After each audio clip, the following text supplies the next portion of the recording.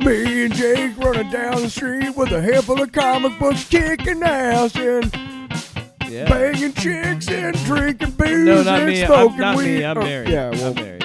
Jake. Can't do that. Yeah. Off panel, off topic with Jake and Tyler. So this technically isn't a cold open then. No, well, I wanted to do a cold. You want to do a monologue? I wanted to have a conversation before we got in the news. So yes, I guess technically I wanted a fucking monologue. I'm trying to recreate the open that we lost. Yeah, because we were recording on the wrong goddamn. I hate doing that. I know.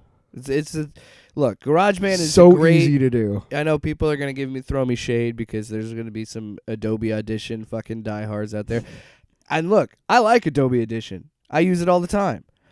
But I have when I do the things I do at work. But when I'm at home, I use the GarageBand because I have a MacBook and it's free. And you know what? You can do a lot of cool shit with GarageBand. Very user friendly. I'm too stupid to realize to record on the right track sometimes. No, yeah, and it's just simple as something like you.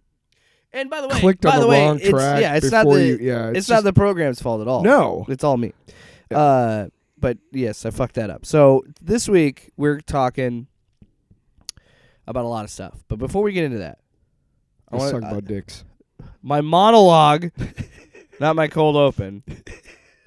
It's funny that you say that, as what I'm about to say, you're going to realize is bad, but you didn't know. I was joking with Ashley. What the fuck is this? I was joking with Ashley before we started recording, and I said, what are we doing? We should be writing fucking children's books and about farts. And yes. Because those are so popular. Captain Underpants? Yes. That's not even that much fart related, but that was the start of it. Now there's so many fart books out there. And Luke, friend of the show, he's a good artist. He could illustrate the fucking books. And honestly, it's been his idea for a long time. He's been saying we should be writing kids' books. Because, look, you and I are both aspiring writers. Luke's an aspiring writer.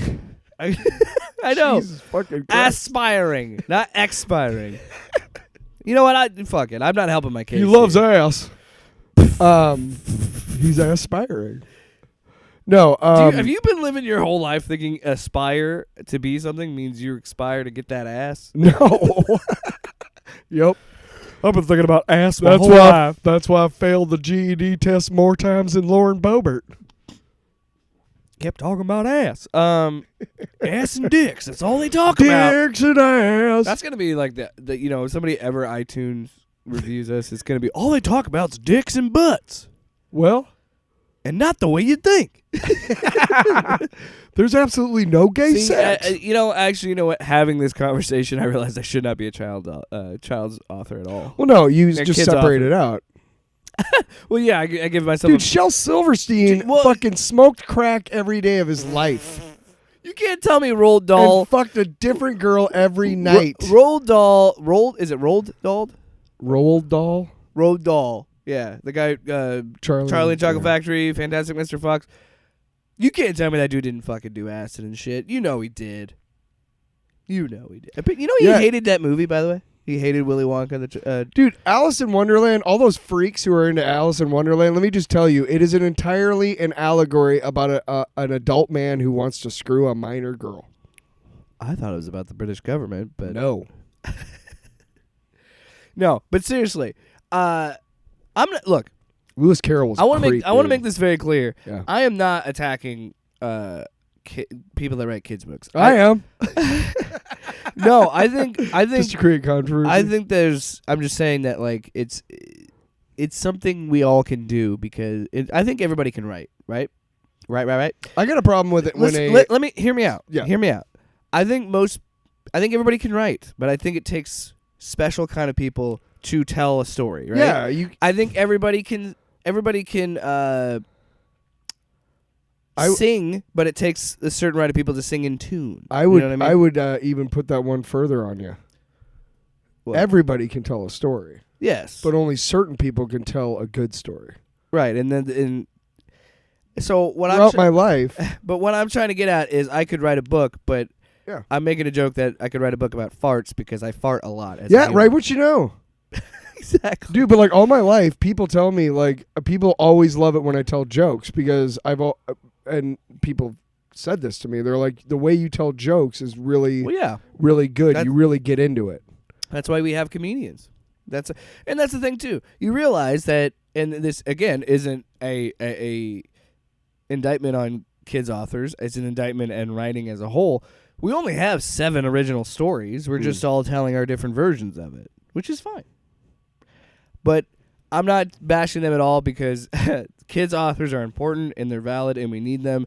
I know as a father to be, I'm going to be using reading a lot to my kid. So I value those people that write those books.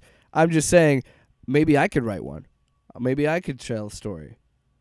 But I'm only going to tell about a magic dodo bird that craps gumdrops. Exactly, though. Mine is only going to be about something with farts. Because as you said, Tyler, write what you know. Crapping gumdrops and running away. Which would be a great contrast to the stuff I'm the only one left. Which would be a great contrast to the stuff I already write. Because the shit that I already write you've read it, is kind of dark. And foul language and violent. What's wrong with you? So it's nice to think about writing a happy story. You should give me a call if you want to talk. What do you want to if talk you're about? feeling dark or whatever. Yeah.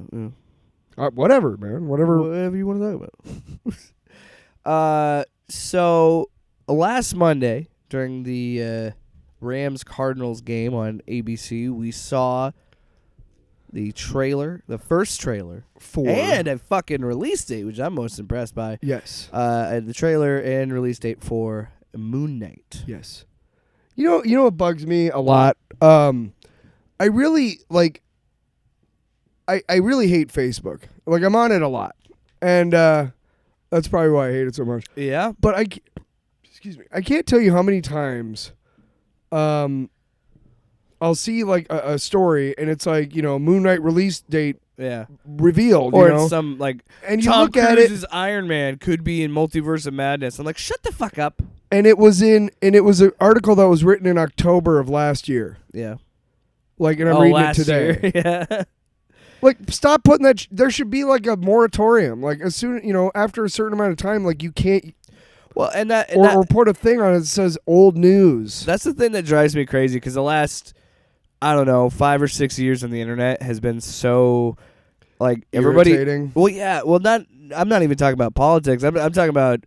Because yes, that's true. But I'm talking about the idea, the leaking of shit. Like, why do we live in this culture where we have to leak shit? And it's so stupid. It's like, why can't you just be like, okay, here's a trailer. All right, I'm gonna go see that movie. Here's the thing. Yeah, but here's the thing that I'm okay with is, like, I saw. I'm not gonna spoil anything, but I saw somebody leaked a cast list for Multiverse of Madness, and. Don't know if it's true or not. I don't believe anything. But I read it. Yeah. And here's the thing. If all of those people that, believe me, there were some big surprises. But if that's real and all of those people and characters show up, me reading that is not going to ruin my experience in the movie theater when they show up. It's just not. Because knowing they're in the movie and actually, like, I knew Toby and fucking Andrew were in There's Spider-Man. no way they weren't going to be in that movie. Right. But it was still really fucking magical when they actually showed up. Yeah, and I'm glad they didn't show any of it. It didn't ruin my experience that I knew that they might, I guess, is what I'm trying to say. So, I mean, it's really up to you, like, how do spoilers kind of hit you? Like, me, I try really hard to avoid them, but I also know that, I'm online, that's kind of on me. You know what I mean? Like, that's why I always see the movie the weekend it comes out, because it's like, by Saturday morning, the whole movie's going to be spoiled. Yeah. Or Friday morning now that they have the Thursday night releases, Yeah. But good luck with the fucking streaming shows. Right? Fuck. Yeah, the thing that drives me nuts about that too is, and my God, it was fucking. We will actually talk about Moon Knight here in a second. Yes, it was. No, this relates to the trailer. No, I know. I think that we're going. It's amazing that trailer didn't get leaked. Yeah, but that's the thing. It was Spider-Man came out. It was insufferable. Like around that leading up to that movie because there's so much expectations and it amazingly. Exceeded a bunch of them, but nice pun. Amazingly. Yeah, you see what I did there? Yeah. But like that frustrated me because it's like, guys, look, we're literally gonna do this with Moon Knight, and it's fun to speculate and have these theories. Literally. But to go to the next level of trying to fucking prove your theory by like leaking shit, that's That's shitty. Don't do that. Don't do. And yeah, I know there's people out there that don't care about spoilers, but I do. I do, and I don't want to see that shit on my Twitter timeline. There's a whole cottage industry of assholes trying to spoil shit to be the next big internet it's all news it's race outlet. It's the same shit. It's the race to the bottom. Fucking it's incestuous and it's disgusting to watch. And honestly, like, there's no industry in America anymore. You know that? It's all fucking how soon can I get viral? Yeah. And how soon can I capitalize? How many ads can I get on my website? Well, nobody makes shit in this country anymore, man. You got YouTube. And another thing, you know what else? You got YouTubers that intentionally make stand up and do a stand up. You got YouTubers that will make clips intentionally 10 minutes long just to get their, because they know if a video is 10 minutes or longer, it's got a better chance for getting more ads and getting more pre-roll, mid-roll ads, and it's all this shit. And it's like, why don't you just fucking make a video because you're passionate about the shit?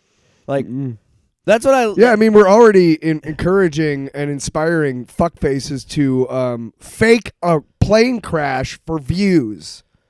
Oh, it's wow. Worse. No, dude. Oh, is that worse? There's so much worse shit. Oh, I know. Are you familiar with the... We'll get to Moon Knight. Yeah. Look up J Station. Look up the YouTuber J Station and watch his fall from grace.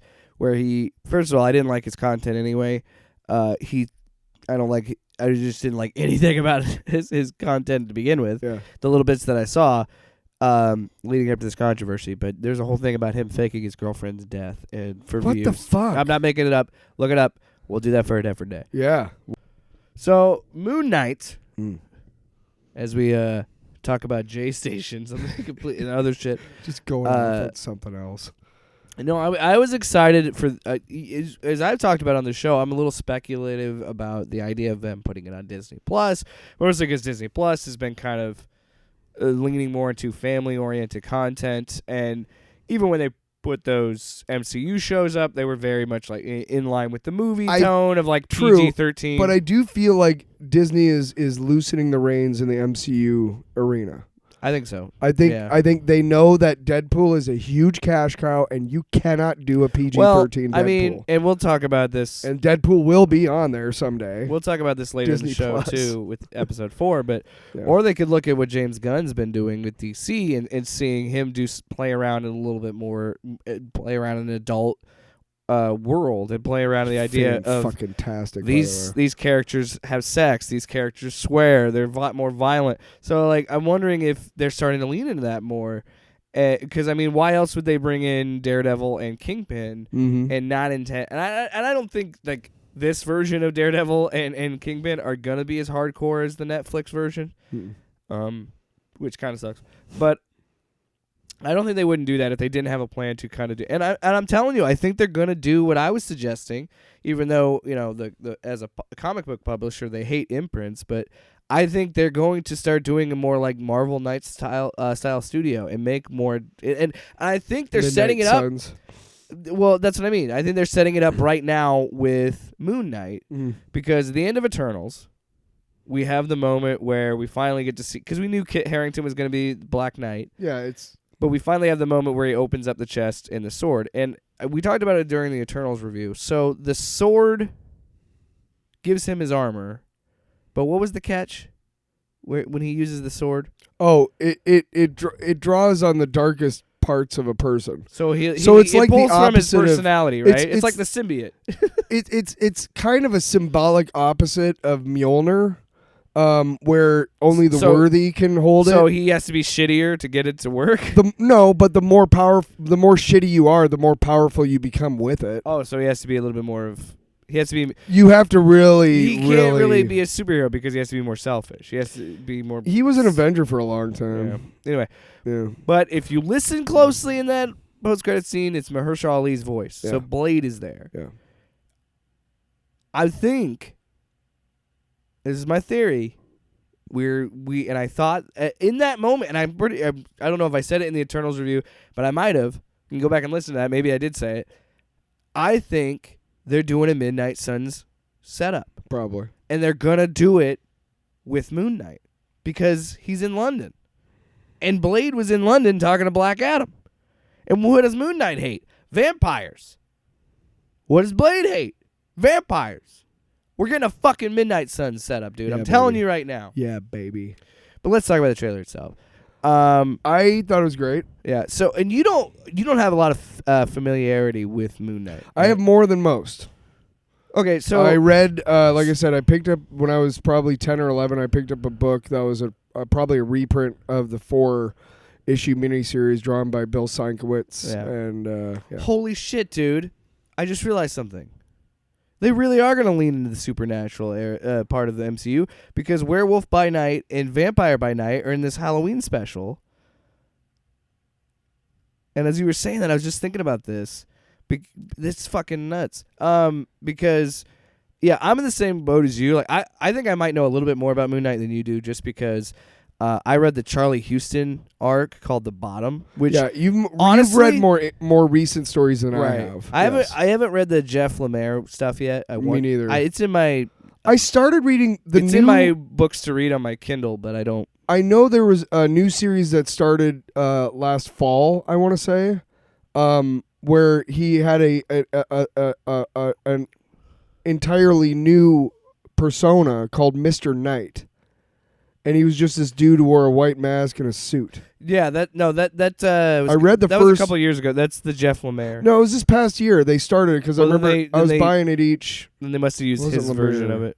Yeah, I don't think he. Yeah. Anyway, but I read a couple of issues of that, and that was really cool. But I think I don't really understand Moon Knight enough to determine how much the MCU is going to change it. Yeah. So I think I know just a little bit more because there was this weird time back in the day where I used to do a podcast with Luke called Pitches and Shows, and the whole fun of the show, yeah, we were pretty proud of the name.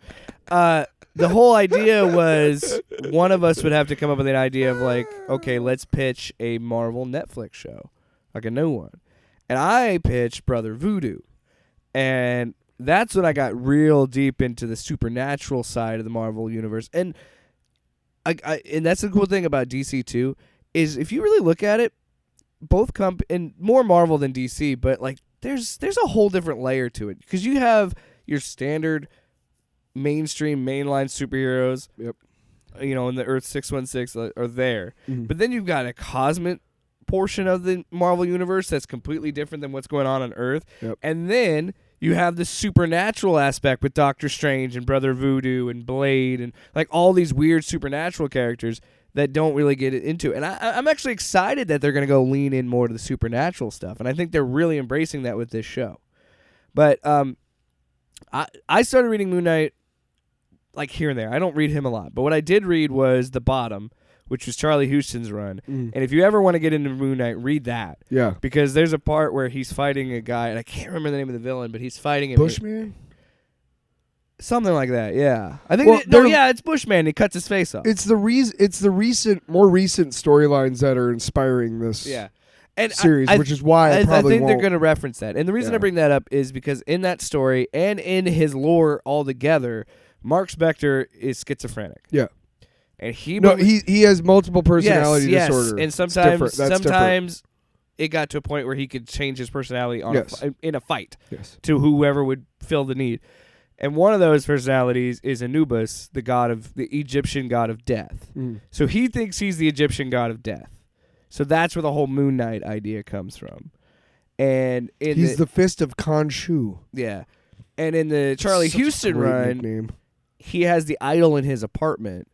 And he like talks to it, and it talks to him, and I honestly think they're gonna incorporate shit. Like I think they're gonna get really weird with it. My favorite part of the trailer, I gotta say, that showed me how much they're gonna lean into the oh fuck aspect of it, is when they show him close up. He's clearly driving a van, and he's like, like freaked out about something. They pan back. And he doesn't even realize till he looks at it, but he's got a gun in his right hand, and he just goes like drops it, like what the fuck? Yeah. I am excited because I think they're gonna play with. Did you ever watch Legion?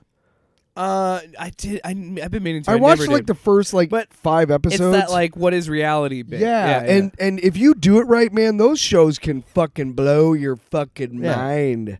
And if they do it right, and I think they will, I think Oscar Isaac definitely has the chops, and of course This is why the MCU is so good, and to a lesser degree, the DC, because they are able to now. It's not like a black mark on your resume to have worked on a superhero movie.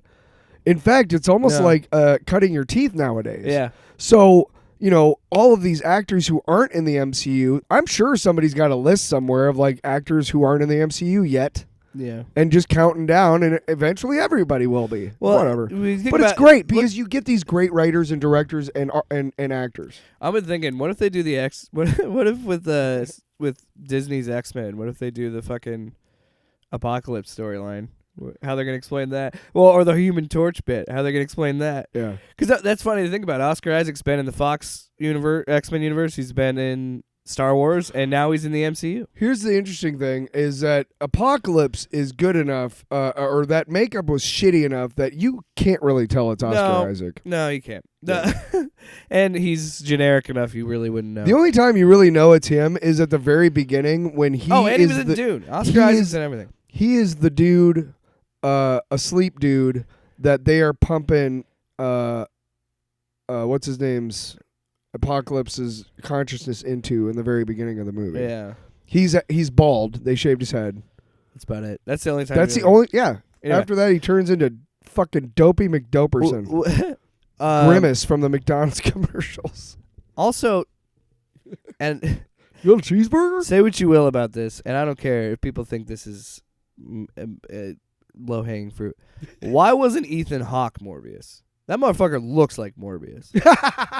with that wig he's got on in this trailer, I'm like, that motherfucker's Morpheus. Why isn't he Morpheus? Hey, it's Ethan Hawke. Or Morbius, not Morpheus. Hey, it's Ethan Hawke. He grew that hair out. Probably.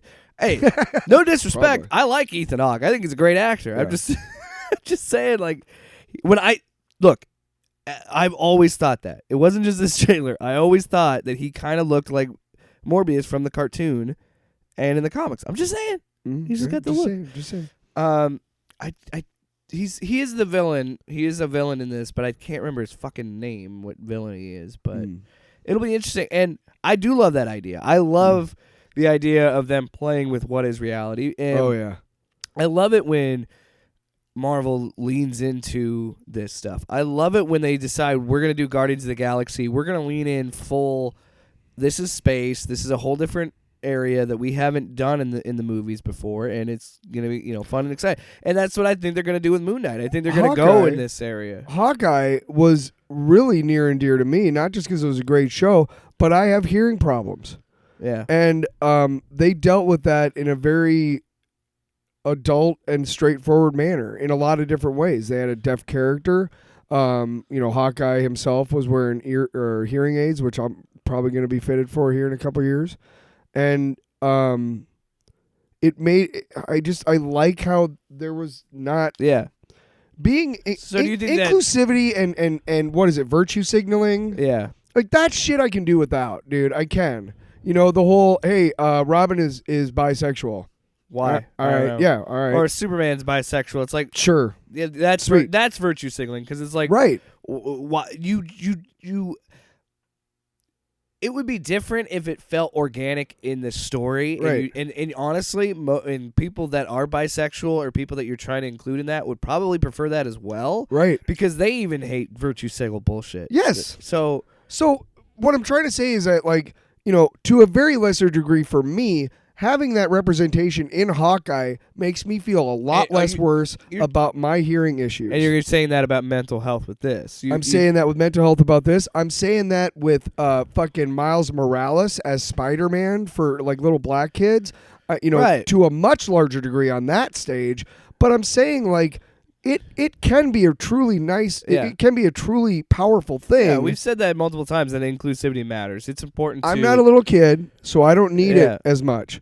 But like Wonder Woman, when Wonder Woman came out, all these little girls dressed up as Wonder Woman and run around, like that's cool. You that's don't awesome know that they how. Get to feel that. Did you see the Facebook thing that I put on? This little girl did a Spider-Man themed party, and it's important to the story. She's a black girl, like 5 years old, and her mom made the costume so that her Afro puffs could stick out.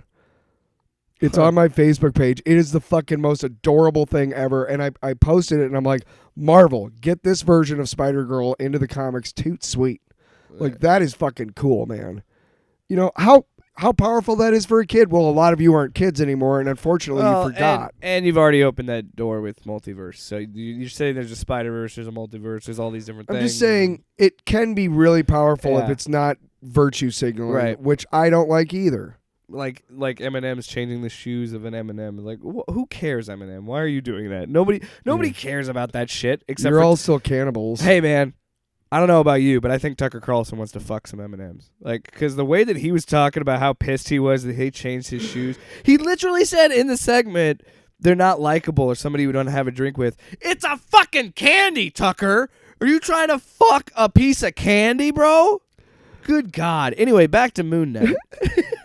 So the long way of saying that, what you were trying to say was that you think that it'd be interesting to see how they portray mental health. Schizophrenia is not completely schizophrenia. misunderstood. You corrected me on too. this. No, I'm multiple saying personality disorder. No, I'm saying like in general, like back in the day when I was growing up, schizophrenic was equal to, in a lot of people's eyes, serial killer, and it's not at all. Yeah. This is before you were born, but like it's become more. People understand it better. Yeah. Well, and I'm interested to do how they do the reality of it, because that's always been the cool thing about Moon Knight. You never quite know what is really true or not with Moon Knight. Is he really the Egyptian god of death? Does he just believe he is? You don't really know, and they kind of play with that a lot. And I want to see how the show deals with that. Also, I think they should lean into the idea that Anubis is real and he really is the god of death and all this is happening. Why not? Because in my mind, that's what I love about the Marvel Universe, is they kind of embrace all religion in a way that Thor exists in this world. And he's supposed to be this Asgardian god, right? And now we're going to throw in the idea that, hey, the Egyptian god of death exists. So all these different mythologies really exist in this world. I think that's pretty cool. Yeah. And I hope they do something like that. And I maybe they do. I don't know. I'm still... It got my interest, and it's March. Well, it March makes more 22nd, sense, right? 20 something like that. Yeah, it makes more sense for humanity to have a pantheon than to have one god. Right, and I think it's cool that they would incorporate. If they do you also know? People might not know this, but every ancient culture has a flood story. Did you know that? No. Every single one. If you look up the full version of Pandora's Box. And you you read how they created Pandora, it's almost beat for beat the same as Genesis when God created Adam. Yeah. Up to the part where Zeus breathes into Pandora to fill up her lungs with oxygen. It's the same story. So I think that it would be cool if they kind of go along that line in the Marvel universe of saying like this is all real because this is all different. To me it makes it more human. Like you were saying, like a pantheon, I think it makes it more human to say, look, these ancient civilizations that never talk to each other have very similar beginnings to their mythology, very similar ideas, and I think that's really cool. Yeah, I mean, and I really do hope that's the route they go with this instead of trying to make it more grounded. Moon Knight is not grounded. Moon Knight's fucking bonkers. You're an Egyptian dude, and you're chilling out, and your god appears to you, and he's some white dude with a big old red beard. Well, Odin's going to be like, I think I need to be in the north. They're going to believe me more up there. And then Anubis is like, yeah, I think they're really going to believe me more down here. Tyler, we're going to write a book about the pantheon of ancient gods, discussing territory. Sounds good to me. Yeah, well, you know what? They kind of seem into that in Greece. We're going to go hang out in Greece. Yeah. And then the Italians are like, can we just copy what they did but change the names a little bit? Can we just make him more badass? Actually, a history lesson. That's probably one of the funniest. Jupiter is slightly more powerful than Zeus. That's what I mean. That's the funny bit of it. It's hey, like there's no Greeks around to tell us no. Hey, instead of Ares, what about Mars? Is that cool? That's Mars. Yeah, Mars. Yeah. You know what's really funny? We're gonna make people name planets after these guys. They're fucking stupid. Even Neptune. Yeah, you fucks. Fucking fucks, dude. Poseidon's a bitch. I run with Neptune, dog. Anyway, somehow imagine a world where the planet Jupiter is referred to as Zeus. That'd actually be cool. And Mercury is Hermes. Hey, honestly, Zeus is a cool name. I think Zeus is probably the best name of a god. I'll say it right now. But over Thor. Venus would be Aphrodite. So Pluto would be Hades. Stop. They're getting dumber the more you do it. Stop. Fuck you. We need to bring back pitches and shows. Let's continue. Someday things are gonna get easier. Someday. Do you think it also when he doesn't know his name when he says my name? That's not my name. When he says Mark, do you think that is that one personality had been dominating his life, and that thing was summoning Mark out of him as a personality? I think that's what the show is trying to symbolize. I think there's gonna be a lot of fun shit in it. It's gonna be good. Can't wait. It's gonna be. So we're gonna go from Marvel to DC. This is actually a DC heavy episode. Boo. Because the next. Oh wait, we doing Peacemaker first? Yeah. Okay, cool. Because the next two topics are DC related. Yeah. Episode, and I'm sorry we haven't been keeping up with Boba Fett. That's on me. But hey, fingers crossed. By the time this episode posts, I'll have internet. Most of you don't like it anyway, so yeah, everybody's bitching about that. Fucking And quite honestly, I'm not in that camp. I've been defending Boba Fett since the beginning. yeah. Only problem I had was that really shitty biker chase. But for me, I am enjoying Peacemaker so much more. And I think, and this is the highest compliment I can give James Gunn as a writer or a creative person. This is a show that I feel like was made for me. Not that I wrote it. I just feel like it is tailor-made for someone like me. Down to the fucking 80s hair rock, down to John Cena being in it, down to the humor. Like, everything about this fucking show just appeals to me, and it gets into my butt. Dude, even the pot shots that he takes at the DC universe and making fun of canon. Matter eater lad. Yeah, dude, I'm telling you, this is my favorite show ever. Like, I think it might be my favorite show of all time. Like, that's how much I love this show. So you know the end scene where by the way, spoilers, duh. Wait, do we have it? Oh shit. I don't even have it pulled up. What the fuck? Hold on, we're taking a break.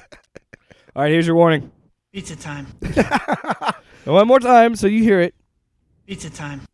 I texted him the other night. I was having pizza, and all I could think about was fucking Tobey Maguire. And then I looked at him straight face and I went, What?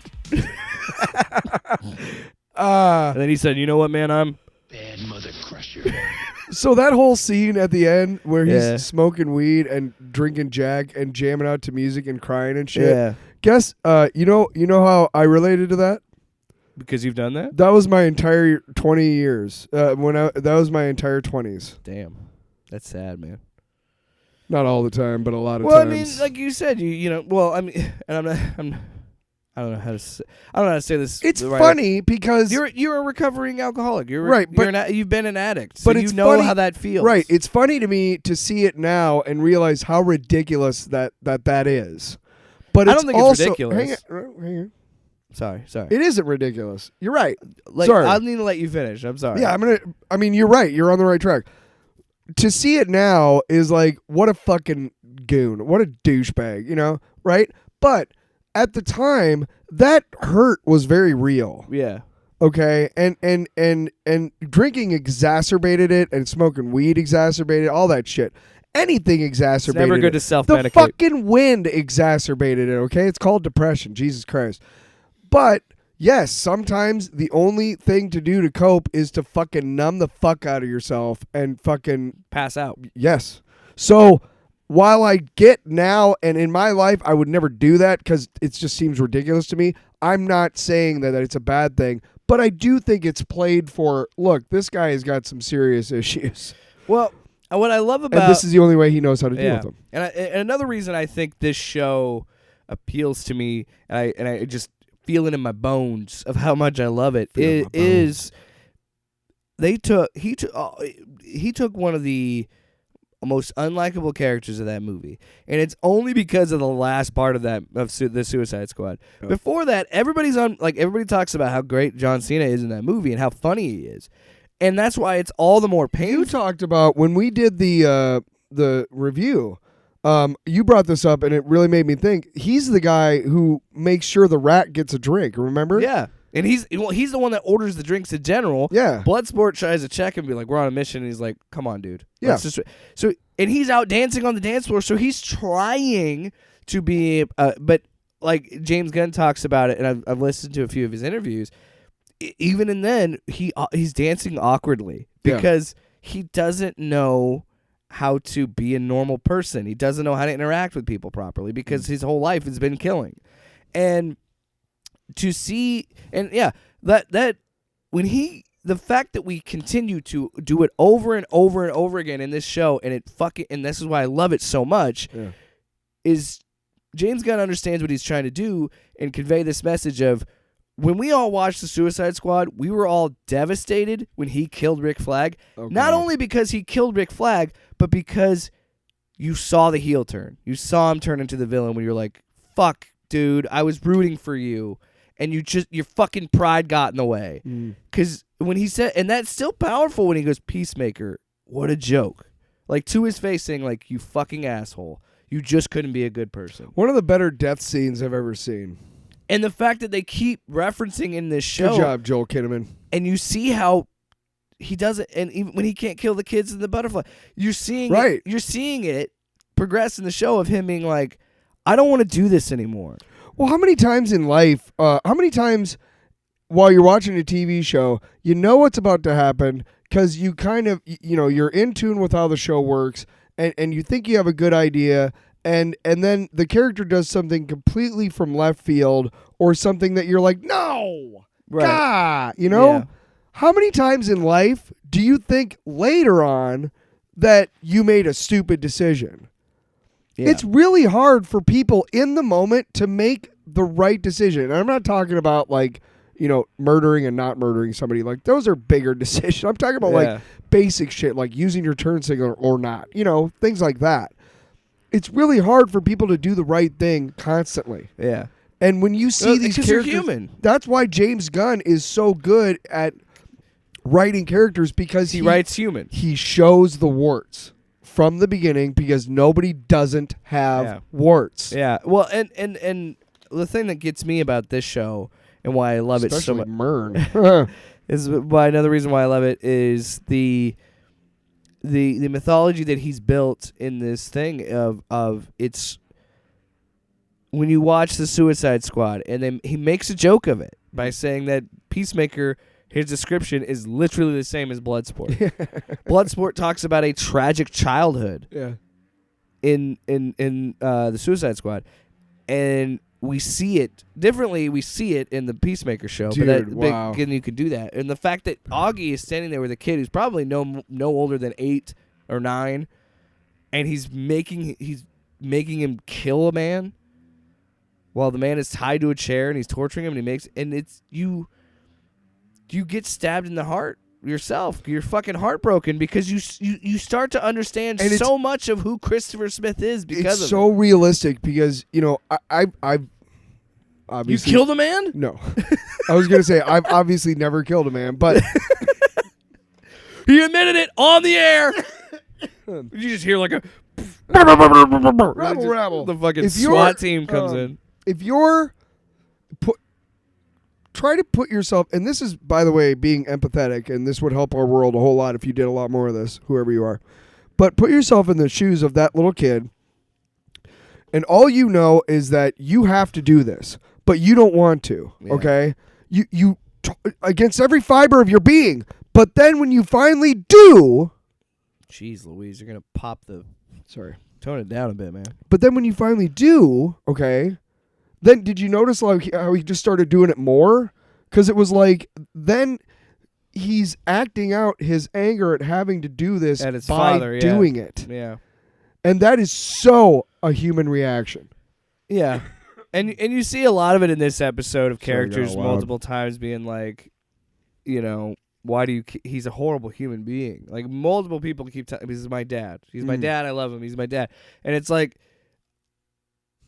how many times, and I've seen this, and that's what makes this so good and relatable, is you've seen it time and time again. It's a vicious cycle. There is something that some people just they don't understand, that hey, you don't have to like your parents. Yeah. If your parents are evil, vile people, you don't have to love them. There's nothing saying you should love them. Like, I love that this show is trying to convey this message of you don't need these bad, toxic people in your life. Yeah. You don't. And the more you cling on to them, the more it's going to bring you down. Yep. And then on the flip side of that, the show is also really fucking funny. Yeah. And that's the thing too. What makes this different than just being a Deadpool knockoff of it's just superhero swearing and there's blood and guts is that underlying there's way more to it. And dick and fart jokes and shit and profane jokes. Like that's in there, but there's so much more underneath. And you see that with Vigilante. Holy fuck. Vigilante became a character that I liked by the end of this show. But by the end of this episode. There's no fourth wall breaking in this episode, so it's different. I mean, no, I'm not saying that Peacemaker. I don't look. No, I'm saying look, yeah. I'm not saying you were. Yeah, I know. But and that's. I'm saying some people who are ignorant have been comparing the two. But here's they shouldn't. Tyler, I'll jump off that. I think what makes it so refreshing is that its humor is different than Deadpool. I love that and they're showing it comes naturally. It's showing just like The Boys does, and just like these more adult-oriented superhero shows are. There's so much more you can tell in these R-rated stories. You can be much more adult, and while it's played up for comedy, but Peacemaker fucks. How many times? That's an example. He drinks. He smokes weed. Yeah. Like he's more human. I love when he got the butterfly high. But how many times are you talking to like your friends and stuff, and everybody waits their turn? Not a lot. And James Gunn, his brilliance in dialogue, when he's writing dialogue, is that, and directing the dialogue, because he obviously has to direct them saying it too. Also, shout out to Jody Hill. He did this episode. Yes, he directed this one. Yeah. But isn't he the guy, Danny McBride's? Yeah, he does. That's fucking cool. He's the guitar Righteous player. Gemstone too. He's the guitar player in the band. In the Righteous Gemstone. Yeah. Well, yeah, Jody Hill. He co-created that and Eastbound and Down and Vice Principal, like all those HBO and shows. Foot Fist Way. Foot Fist Way. So fucking great. Oh my god, that fucking movie is so. Like you could tell they made it on like a budget of $10. Yeah. And it's fucking amazing. When he fucking pisses on his wedding ring. Is one of the funniest fucking things I've ever seen. Just because he's like, you know what you did, and he just isn't it at a baseball game, a softball game? Shit. Anyway, the brilliance is that you don't like if you ever watch Clerks, after like 20 years, dude, it is so obvious that it is actors reciting lines. Yeah, it's really bad at points. It really is. But I think that example is the Matter Eater Lad bit. Oh, perfect. Yeah. I mean, they're just like going back and forth and okay. So, so again, classic. This is what I think is great because somebody tweeted at James Gunn. Vigilante? No. Somebody tweeted James Gunn at like, how does he know so much about the DC universe? How does he know it? He's like, because I can feel it in my. He's like, I know, and I use this phrase when I was talking about the show.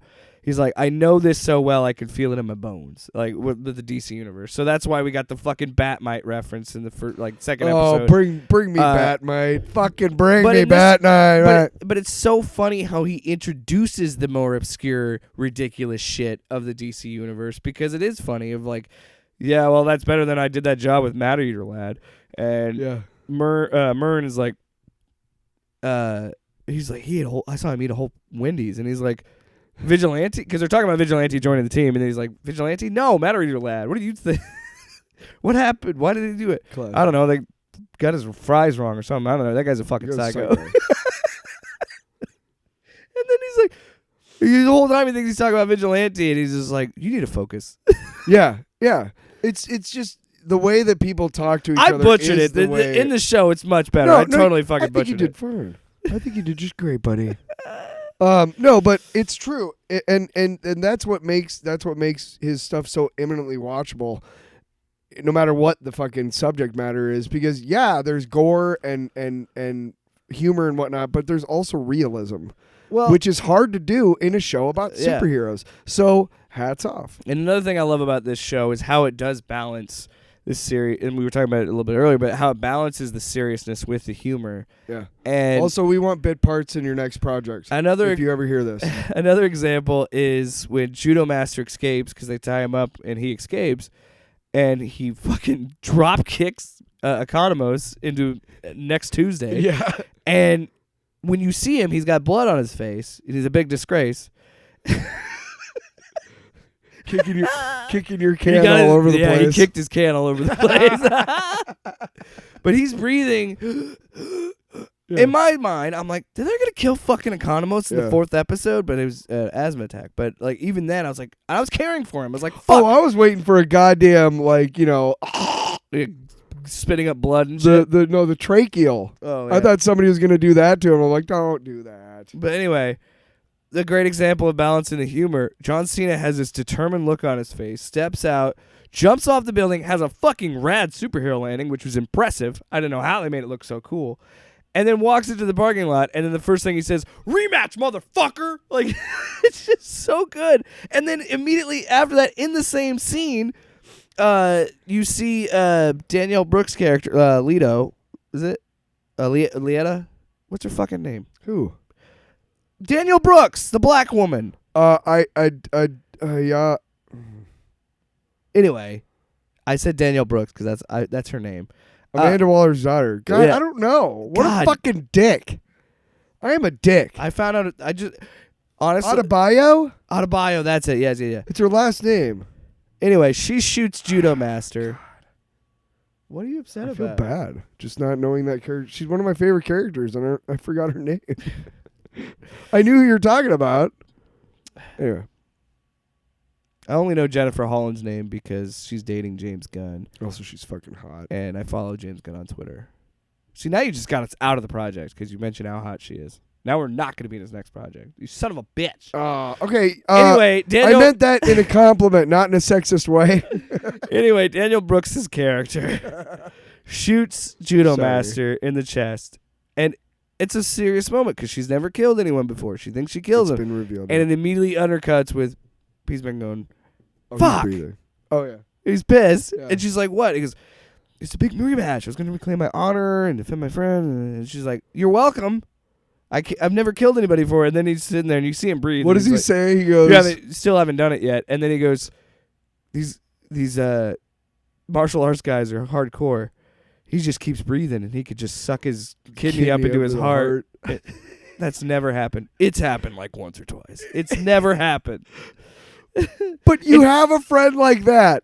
You have a friend like that who fucking you say no and they double down on the nonsense. 3 to 5, 2 to 4, 1 to 3, at least a couple of times. Well, even and again, shout out to Daniel Brooks' performance in this episode. I love the fact that she's the one that has to talk to Peacemaker because they're like, he likes you. Go talk to her. Go talk to him. Don't let him go to his dad about us framing him in prison. Yeah. And like, she is interesting because her character, you can really see the influences of her mom show up. And again, that's what's brilliant about this show is about generational trauma. Yep. And what this does. And so her character still has guilt. She's not as hardcore as her mom, but you still see her manipulative nature because she manipulates Vigilante. Mm-hmm.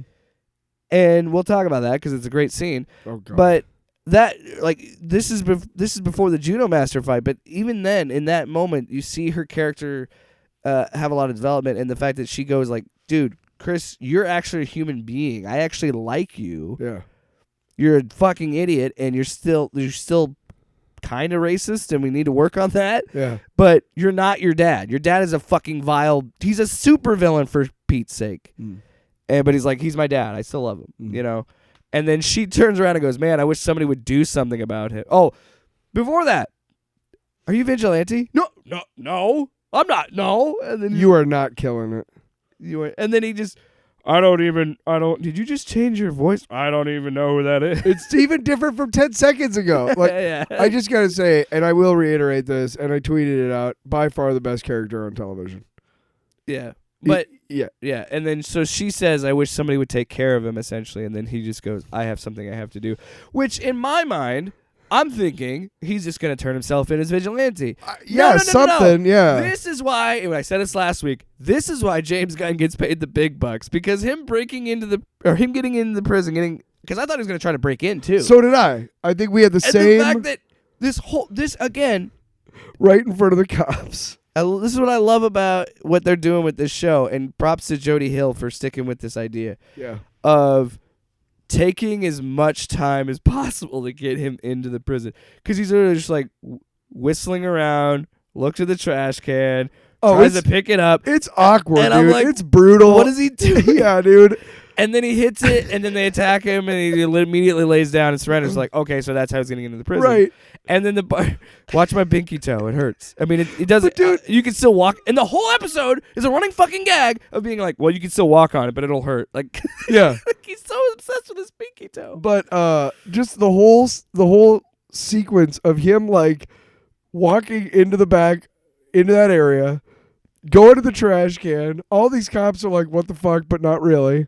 Then he it's brutal. It's like a scene from The Office. Like how awkward, how cringeworthy it is because it's like for him, you're like, "What are you doing?" Like, yeah. I also love in this same that. episode when Peacemaker and when Vigilante are driving around and they fight, they're bickering they're bickering like friends or like a married couple. We've all been in that conversation of like, seems like thank you for letting me be tortured. You know, it made me a better person. Yeah. It's like, and then he says it, and then John Cena, what? Well, under the surface, it seems like you're mad about it. The brilliance of it is that when he starts saying that, you're like, wow, he is just fucked up in the head. But then he finishes his sentence. Like at the beginning of the sentence, you're like, well, because what we've seen in by the end of the sentence, we've seen in the last few episodes, he's a psychopath. Right. Yeah. You realize he's being sarcastic. And it's like, that's the brilliance of that acting and that directing too. That's why I love it again because Freddie Stroma is great. Yeah. John Cena's great. They have such great chemistry, those two. And yeah, when he's just like, I don't know, under the surface, it seems like you're mad about it. Like, it's so funny. Like, and it works. And then the whole time, and he's like, it's cool, dude. And he goes, see, the way you said, dude, you're mad at me. Yeah. And then to see that, and then see the friendship develop even further, that Vigilante cares so much about Peacemaker that he would go into prison to kill his father to like cut away all ties to him and make him a better human. What a guy. And so he gets involved, and then he meets him, and the sequence that he fucking dresses down these white supremacists is so good. And somebody asked, was that improvised or anything? And Gunn was like, that was 100% on the page. Like, that is what I wrote. That's what we did. Also, if you notice, when he breaks in, it's terrible. Like, he's bad. And James Gunn wanted to make a point that when he does fight the white supremacists and he beats the fuck out of them, he wanted to make a point of being like, Adrian Chase is not good at a lot of things, but murder is, like, he's a savant. Like, that's the one thing he's good at is fucking people up. Yeah. And we see it in that scene. But when he sits down and he's chuckling with them, and then he just goes, hey, guys, let's play a game. What do you love that black people have contributed to American society? I'll go first. Rock and roll music. We wouldn't have rock and roll like Lynyrd Skynyrd. He starts naming off the bands. We wouldn't have that without black artists. All these great Southern fried acts. Oh, my God. And he goes, if we wouldn't have them, it would just sound like, well, what music sounded like before black people, which was wet, sloppy sounds of fucking your sister. So which one of you sister fucking tiki torch Karen sloth from the Goonie looking motherfuckers wants to go next? I was like, God damn, that's a beautiful word salad. Oh, man. Yeah. I was just... Oh, you want to go first? I bet it's all the black people that are fucking your mom while you're jerking off in the closet. I literally, when I was watching this, I was by myself and nobody else was around. Just clapping. Oh, I started clapping because I was just like, this is the perfect way to dress down a piece of shit like that, dude. Right. Is just, you know what?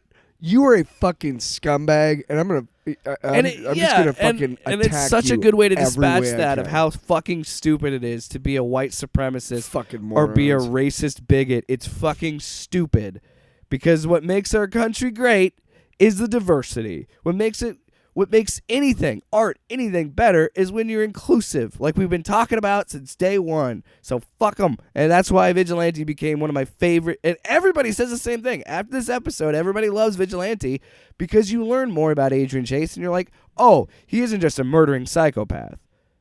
And because when you see him in the second episode, he's got about a murdering strange people code of honor, yeah, and it's or I would have shot you in the face if you're smoking weed. Yeah, that's I love that fucking scene too. Yeah, no, it was a great episode, and again, it continues to. Honestly, I know it might seem like I'm embellishing, but it's true. It's a show that I'm adoring it, and I love it so much just because. This is what I want. Yeah. This is what I want out of DC going forward. This is what I want out of superhero shit in general, is that ability to address and Falcon and Soldier did it. Yeah. Winter Soldier did it. I think they did it in a good way. I think it was kind of clunky at the end. Whereas it got, I could understand Yeah. how people saw it getting Yeah. preachy at the end. Yeah. But I love that we're in an era where we are going to start talking about this shit in superhero stuff. And one last thing about bigotry and everything, if you're gonna hate somebody, hate them for a reason. Like, hey, that guy keeps parking in my space. Not he's a Muslim. Yeah. Or Or read more of just one line from a speech from Martin Luther King. ooh, Because then you'll find out he's a lot more left-leaning than you thought. he was a fucking radical by today's standards. Yeah. He said in the 60s. Can you imagine he how said he was in the taken in the 60s? that capitalism had reached its climax? Like he said in the 60s that he was a fucking socialist. There were a lot of white people in the South shitting their pants in rage. Yeah. And if you want to help all of humanity, the only sensible thing to do is to kill that guy. I mean, what? What are you doing? What are you doing? Oh, the worst. Oh, we didn't even talk about as we wrap up the episode. Yeah. I'm being facetious, obviously. Duh, Jesus. No, yeah, I know. What are you, Adrian Chase? Yeah. The way that this episode ends is interesting because we already talked about it with him crying, and we find out his brother dies. It looks like the setup was that he had to kill him in a fight or something, Maybe, and he yeah. didn't want to do it. We'll know next week. But then we see that he couldn't get to him because Augie is smart, and Augie's like, "There's cameras all over. They're gonna accuse us of fighting it. I'm not gonna fight you." And then Vigilante says, "You're a bad father," and that's when he's like, "Oh shit." Then he's like, "Oh, see, I knew it. The deep state's trying to get me," kind of attitude. And when Deep state Hardcourt picks him up, he says, "I think I made things worse," and he starts to cry. And that's the first time you ever see and Vigilante. Hardcourt actually looks Yeah, she gives him a look sympathetic. of sadness, and it's like, of empathy, and it's like that's the first time you see him as a human, because when we saw Vigilante before, we saw him as this murdering psychopath sidekick, and there's much more depth to him, and to have that paralleled with John Cena, with Peacemaker fucking having his meltdown, it was really cool, and I can't wait for more. And like I said, it's the show that I get excited for every week. Keeps on coming. Keeps on coming. So let's wrap it up. Let's do talk a about quick, some news. yeah. It'll be just a little jumping off point of discussion, because I don't want this just to be the Peacemaker podcast. No, yeah, I mean, They already have that on HBO. We are running up against it, but I do want to talk about that other thing that we wanted to talk about, Yeah. which is So oddly enough, because I don't care about it. yeah, I wonder why. Ironically, So we find out this past week that in April, what is the deal with April? who the fuck knows? Well, because Marvel's been teasing all the new Spider-Man shit coming out in April. But anyway, in April, we're going to see that the Justice League is going to die, because it is the 30-year anniversary of the death of Superman, and that happened in Superman number 75. That is also going to be... Are you farting over there? No, that was my phone. What are you doing? What? What are you laughing about? Nothing. All right. So clearly you're laughing about something. So the plan is that on, again, Superman 75. That's when Superman dies. So now 30 years later, Justice League 75. We're gonna kill the Justice League for like a few months. Yeah. I'm laughing at DC's feeble attempts to remain relevant. Hey, guess what? That future state stuff, that was perfect. Oh, you stopped I have not. I've not. Why did you stop doing that? I need to read more of it. I started to read a little bit of the Green Lantern stuff, but because Yara Flor seemed like a really kick-ass character. I've not read any Future State. I need to though. All I know is that it's over. They're not doing any of those books anymore. Then why? Okay, well, so I just don't. Honestly, DC, the more you do, the less I care. Because you're a fucking Marvel shill, dude. I truly am. Yes. So even though you said that Peacemaker is the best show on TV right now, It you're a is. Marvel shill. I'm still biased towards Marvel, but DC, this is a feeble attempt at remaining relevant in these times, and there are so many better ways to do it. You have some of the greatest talent in comics working for you. And yes, you need to fire Jeff Johns. But I don't even think he works there anymore, does he? Fuck. No, he's returning to Warner Brothers, I think. I'm not sure. Yeah. Anyway, whatever. Point is, stop looking at everything as the dollar sign. Now, Marvel does this too, obviously. I was going to say, I mean, they always do it. Like, right. If there's a big movie coming out, they've got to make a story about that. But take a chance, DC. Marvel takes more chances.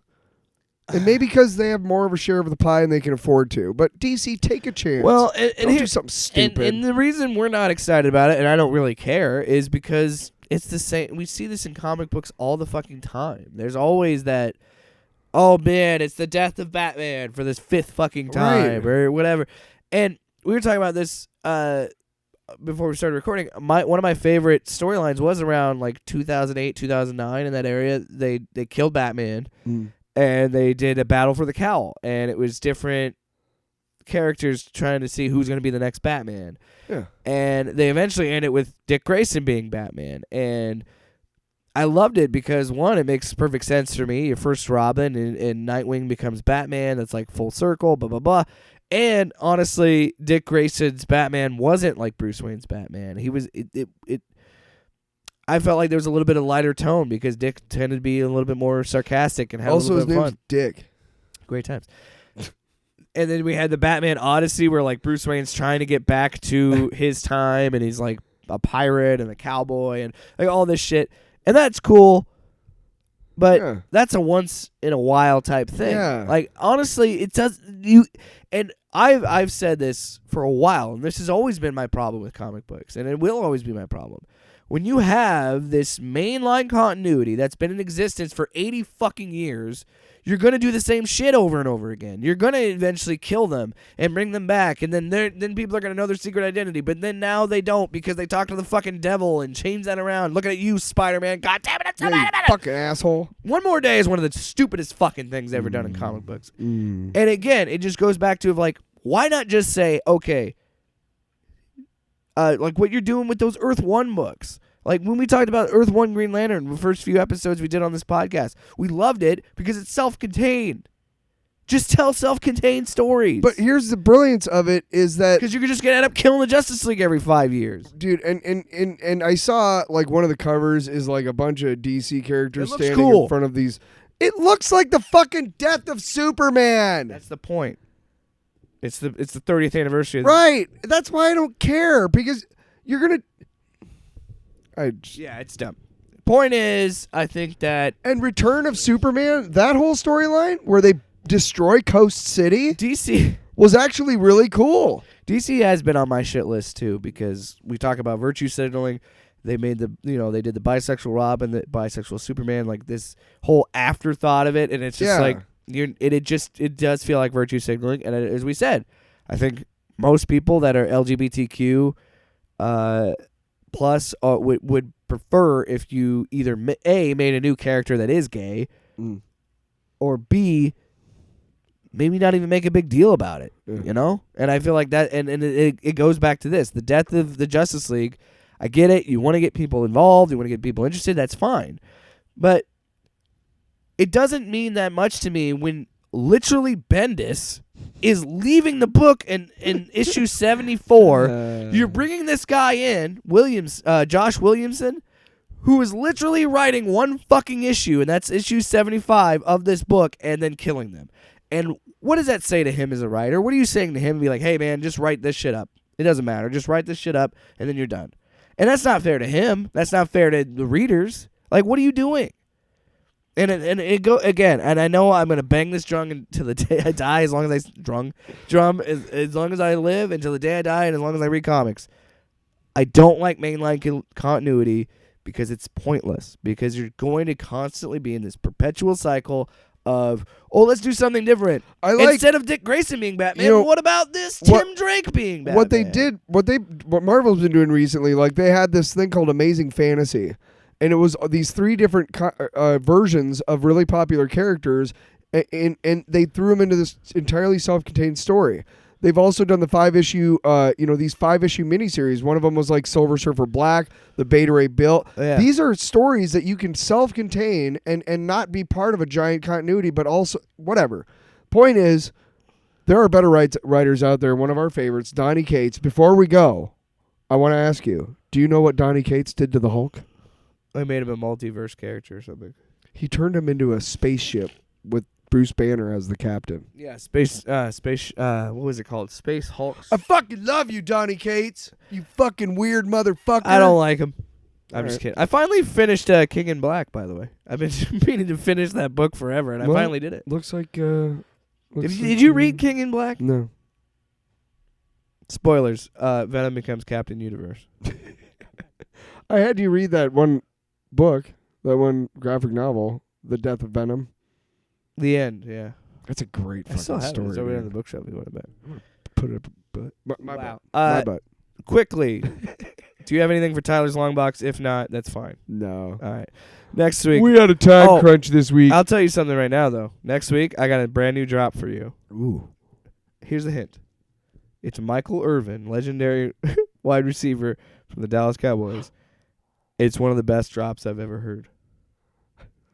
I'll play it to you off the air, and then we'll play it next year. Next year. Next year, not even next week. When we We'll play it meet next week. in Manhattan. So next week, we'll be back talking about all that nerdy shit that we love. I don't know why I'm doing it like this. Tyler, give me something. Say something nice. Stop watching Woody Allen movies. What? Yes! Beta. And that's it.